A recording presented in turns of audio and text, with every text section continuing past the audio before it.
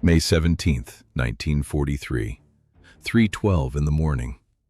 A black Mercedes climbs the narrow road above the Möhne Reservoir, deep in the Sauerland hills of western Germany.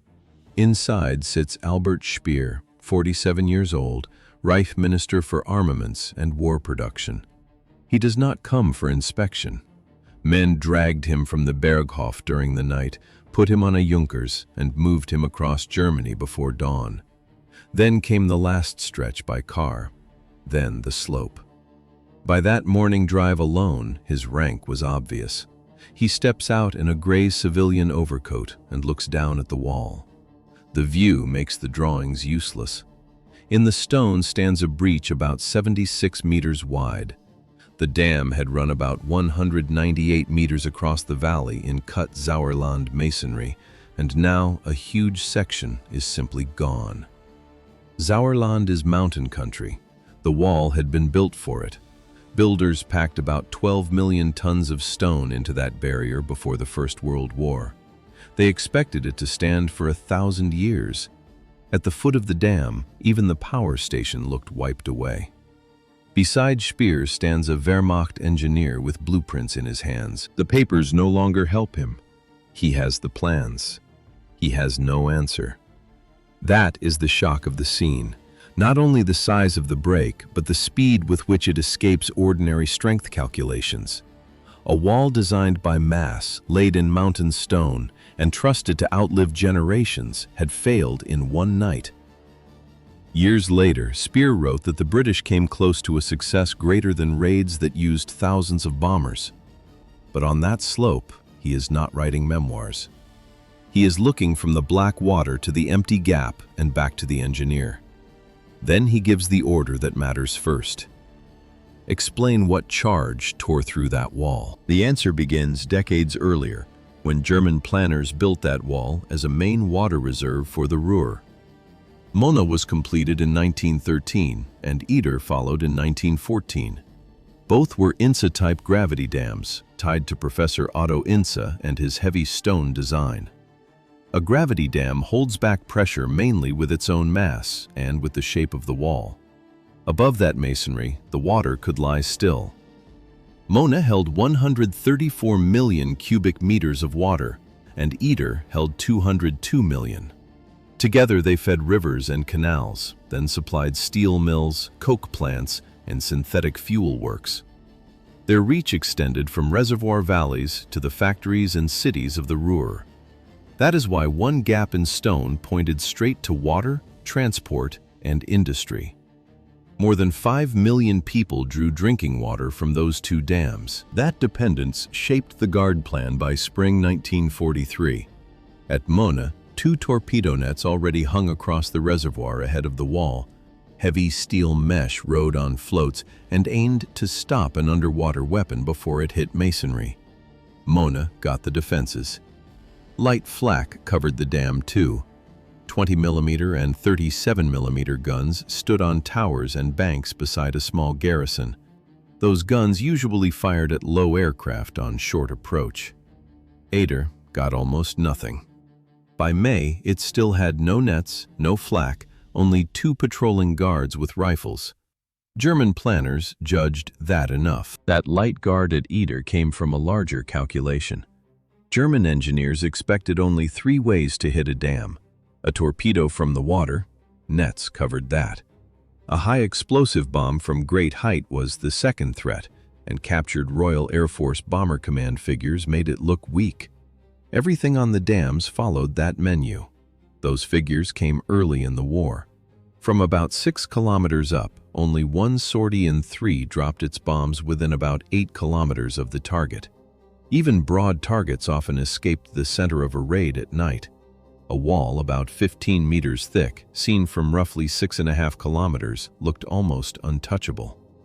The third danger sat on land. Local guards were meant to stop saboteurs. 3 threats, 3 answers. Once that list felt complete, any method outside it almost disappeared from view. No one in that calculation expected a low attack that reached the wall from the reservoir itself. The blind spot widened further. Through the 1930s, international engineering journals printed the dam plans for other engineers to study. Those drawings were public proof of German skill. They stayed public. That openness gave Barnes-Wallis something he could test at home. In Effingham, Surrey, about 76 kilometers south of London, he leaned over a metal trough in the garden of the red brick White Hill house. He was 54. A homemade catapult snapped, a marble skipped, water jumped, and the ball rang against metal while Wallis wrote a line in his notebook. Then he reset the trial. Again. A tin of his daughter Mary's marbles sat beside the trough, and later he admitted the problem had lodged in his head and would not leave. No uniform, no rank. Wallis was a civilian engineer at Vickers Armstrongs and assistant chief designer in the aviation section. He had come up through airships first. In the 1920s, he designed the R-100, the sister ship to R-101. Then he moved to aircraft. There he created the geodetic frame of the Wellington, a lattice structure that let bombers lose heavy sections of skin and still come home. That mattered. The man bent over garden water already had a major bomber behind him, and he carried the same habit of measured trial into this quieter scene. By 1942, he was still running home experiments, and since 1940, he had already been writing memoranda about strategic bombing and how to strike the key targets of the war. By 1940, those home trials already had a paper counterpart, 120 pages, filed as WLIS-1 at the Churchill Archives in Cambridge.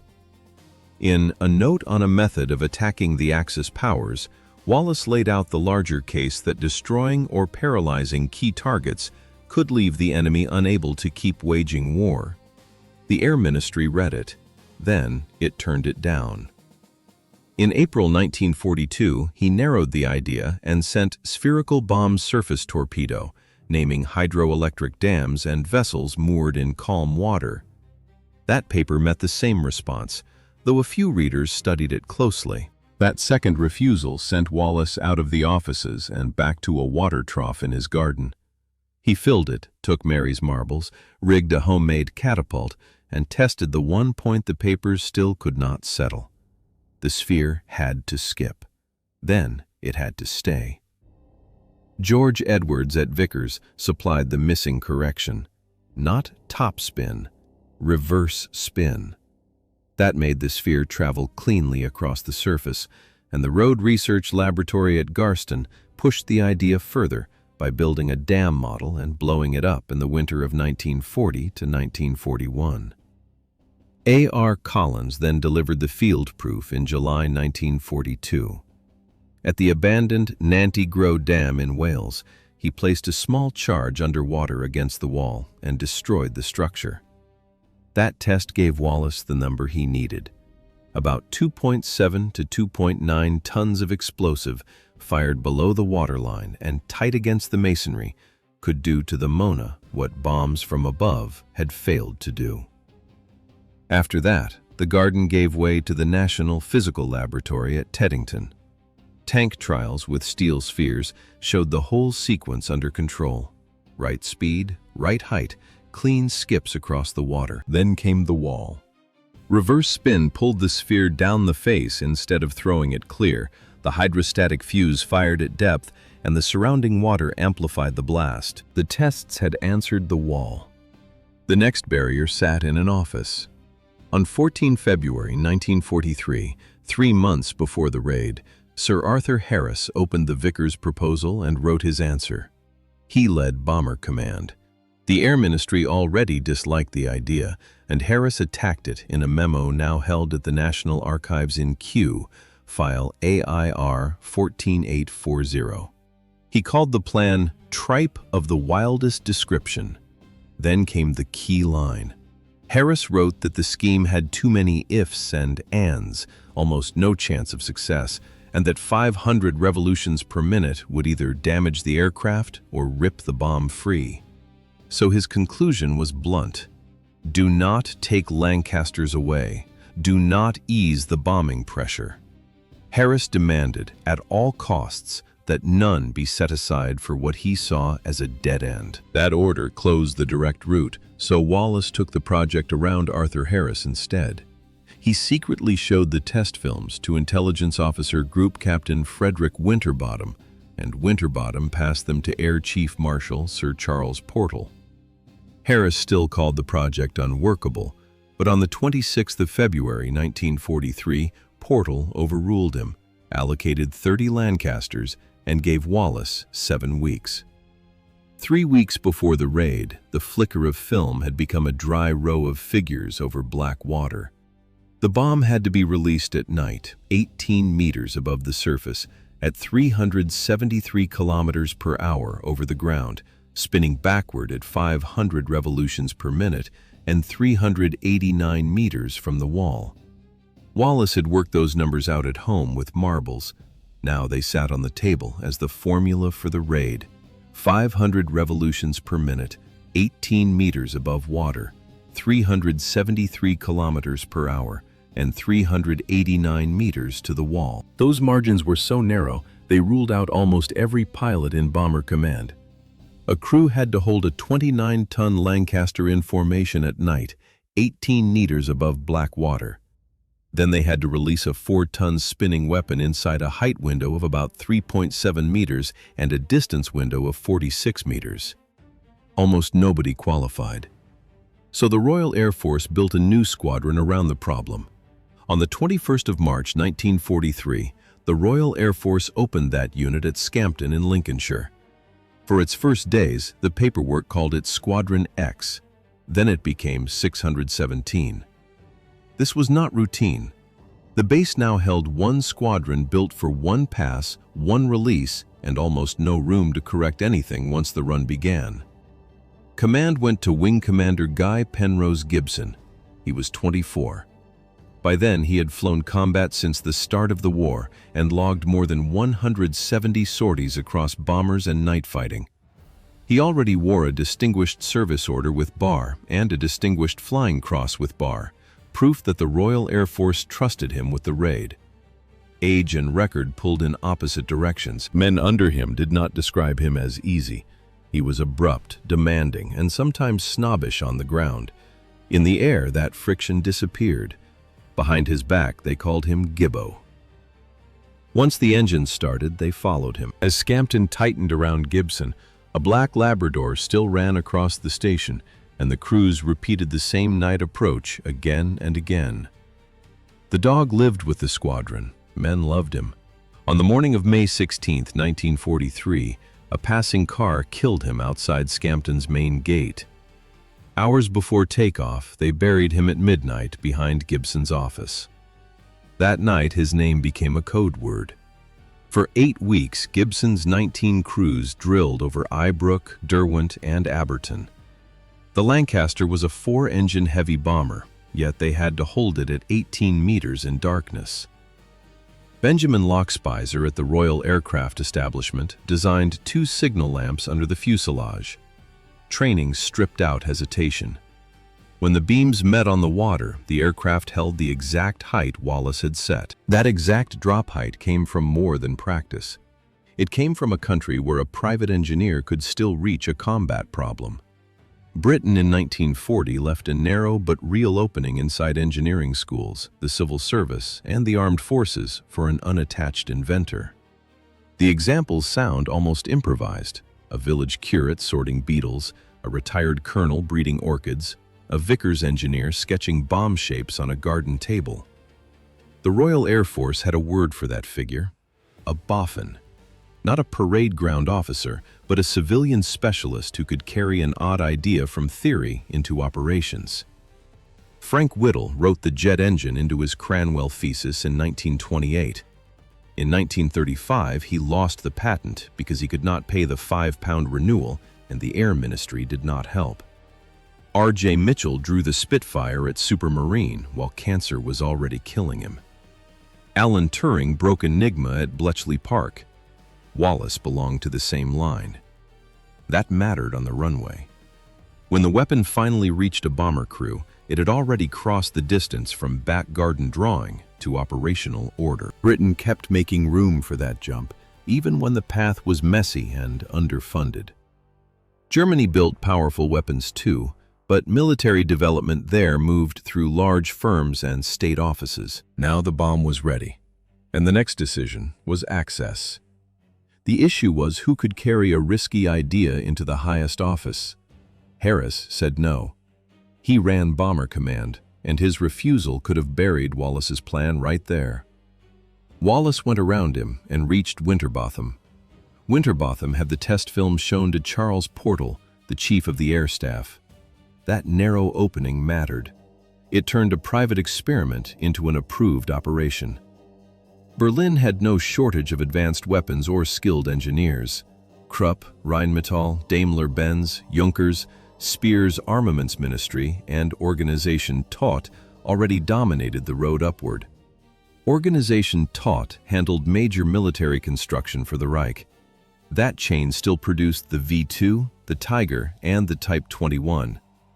Hans von Ohain put a working jet engine into the Heinkel 178 before Whittle flew. That aircraft became the first turbojet plane to leave the ground. Talent was not missing. Konrad Zuse assembled the Z3, a programmable computer, in his parents' Berlin apartment in 1941. But access was. In Berlin, decisions passed through Hitler, Speer, and Goering, while the big firms already held the room. A back garden engineer had no equal route to the top table. Wallace had one narrow opening, and he used it. In Berlin, no matching path appeared for an engineer of Wallace's kind. That direct line in London solved only the first problem. Once the bomb existed, the route began killing crews before the dams came into view. On the evening of May 16, 1943, at 21:39, the first 3 Lancasters of 617 Squadron lifted from Scampton, with Gibson, Hopgood, and Martin leading them out. 11 minutes earlier, the second formation had already gone north over the Frisian Islands toward the Sorpa Dam, and the mobile reserve would follow at 9 minutes past midnight. 19 aircraft and 133 men went out that night, and the youngest gunner was 20.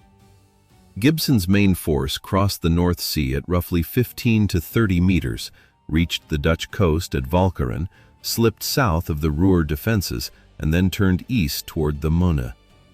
That same height kept them below radar, but it also made black water and power lines the first barrier.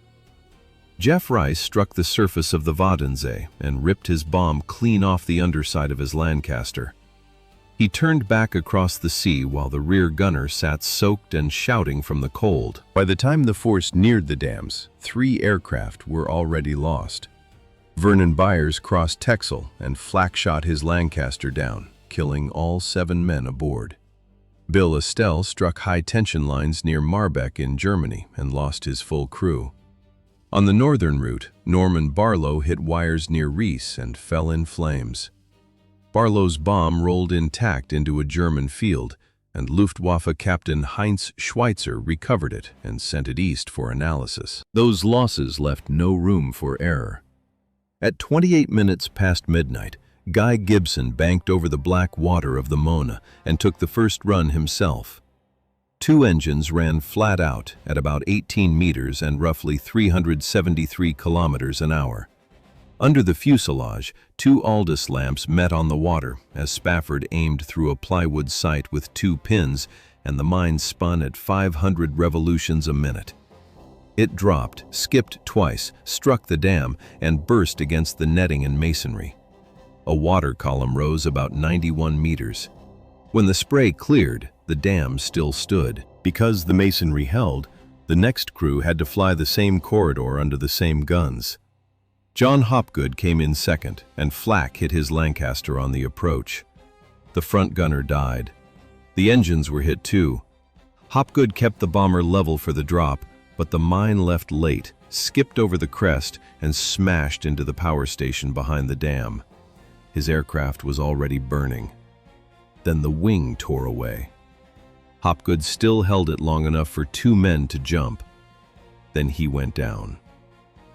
Above them, Henry Maudsley watched from circling height. He was 21, acting commander of B Flight, already carrying the distinguished flying cross. The attack passed on. Mick Martin went in third, and his mine veered offline. Henry Young followed fourth. This time the bounce stayed true. The mine struck the Möhne and detonated against the wall.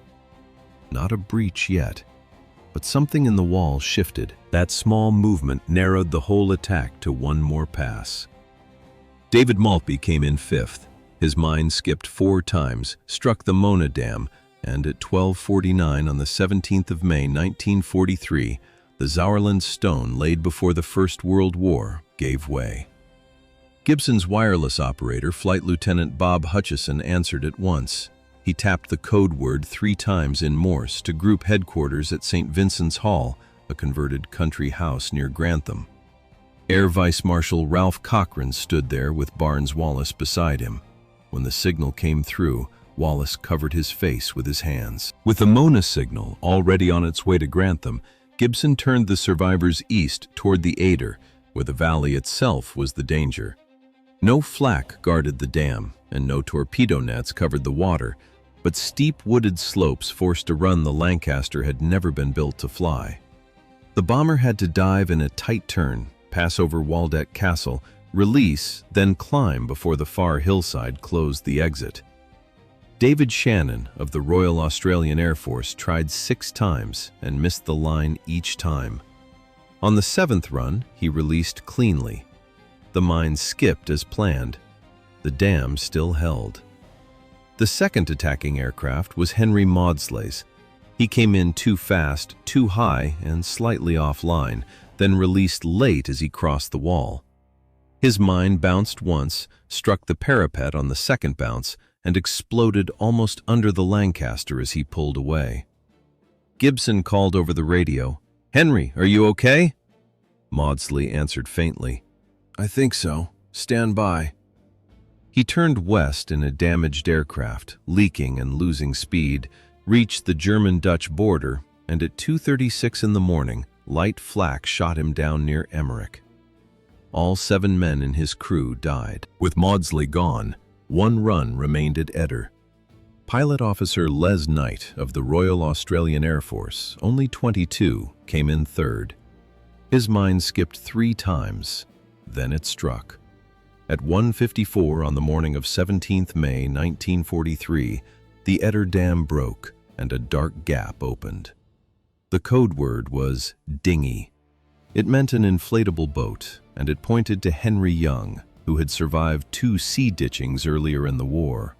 Other crews sent it in his name. 6 minutes later, flying back from the Möhne, Young crossed the Dutch coast near Castricum on Zee. Flak hit his Lancaster, and all 7 men in his crew died. But the raid was still coming home. Flight Lieutenant David Maltby reached Scampton first and landed at 3:11. 19 Lancasters had left. 8 did not return. 53 airmen were dead, and 3 were captured. While the casualty count was still settling, the uneven thrum of 3 engines brought 1 more Lancaster home. Flight Sergeant Bill Townsend landed at 15 minutes past 6, the last aircraft back from the raid. The raid was over. At Grantham, Barnes Wallace received the casualty list, and the news cut straight through the success at the dams. He turned to Cochrane and said, in the form remembered across later memoirs, that if he had known the cost in advance, he would never have begun. That admission mattered because his calculations had held. His figures for spin rate, release height, explosive charge, and detonation depth had all proved right against real water and concrete. He had solved the weapon, and he had solved the method. But he had not foreseen what the crews would have to pay to make those numbers real. By dawn, the count had split into 2 clocks. On the British side, officers counted aircraft and men. On the German side, they counted hours before the damage could spread further through the Ruhr water network. Albert Speer was woken at the Berghof, flew to the Ruhr at first light, and inspected the Möhne from the hillside above the breach. 25 years later, he wrote that the British had come close to a result greater than anything achieved by thousands of bombers. yet then weakened it by dividing their force and striking the Eder as well. His argument was narrow but clear. The Möhne fed the Ruhr, the Eder did not. He was right on that point, and his next decision showed that he knew exactly where the danger lay. Within a week, he pulled 7,000 workers off the Atlantic Wall and sent them into the Ruhr, because the German response had already shifted from shock to repair. Within 6 weeks, crews had dealt with the worst effects of the flooding, and the race had moved from emergency to reconstruction. The British had broken the dam, but the Germans still had labor, concrete, and time. By the 23rd of September, 1943, crews closed the breach in the Möhne just before the autumn rains. That repair race started with a harder question. At Möhne, daylight exposed a breach whose shape the engineers could not explain. Smoke still hung over the water, and the flak towers that had fired at Lancasters now looked down on damage no blueprint had prepared them for. The breach itself was the clue. The bomb had come over water. German planners had drawings, trained crews, and a defensive doctrine built for every threat they expected. This morning needed an explanation, not an excuse. The British answer began elsewhere. A 54-year-old civilian with no military rank kept testing a private idea with marbles, and that line of thought reached the dam before the German scheme could imagine it. No one at Möhne had planned for that approach, not weak engineers. The Möhne had held until a new weapon reached it, and the men on the towers had held long enough to shoot down Hopgood's Lancaster in the attack. With that aircraft died the front gunner, the bomb aimer, the wireless operator, and Hopgood himself. They had done their job. The failure was organizational and cultural. The dam and its defenders could absorb every known attack until one weapon arrived that their map of danger did not contain. Britain left one door open. Its strong amateur engineering tradition meant that after the first rejection, the civilian from Effingham did not vanish into a file. He went home, put the marbles back in the bath, and kept testing. The ministries slowed the idea, but they did not close every door, and a group captain quietly pushed the test films upward.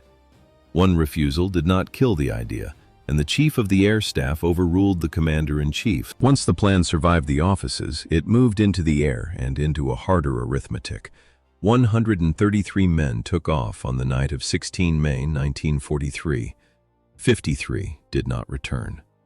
For Bomber Command, that was a 40% loss rate, and it would not suffer a worse one in a single operation again. The breach brought a military result, but the crews paid for it at once. Then the camera drops below the Möhne. At least 1,650 people drowned in the flood. Most were foreign forced laborers in the women's barracks at Neheim. German authorities had brought Soviet civilians there against their will, and many died in their bunks when the water came through the valley before dawn. Pre-dawn water in the valley. A burning Lancaster over the dam. That was the same night. Some names remain because the cost has to stay attached to people. Guy Gibson was 24, and 16 months later he died over the Netherlands. Henry Maudsley kept flying a damaged Lancaster until flak caught him near Emmerich. John Hopgood held his burning aircraft long enough for 2 of his crew to live. David Maltby broke the Möhne and died in a training accident later that year.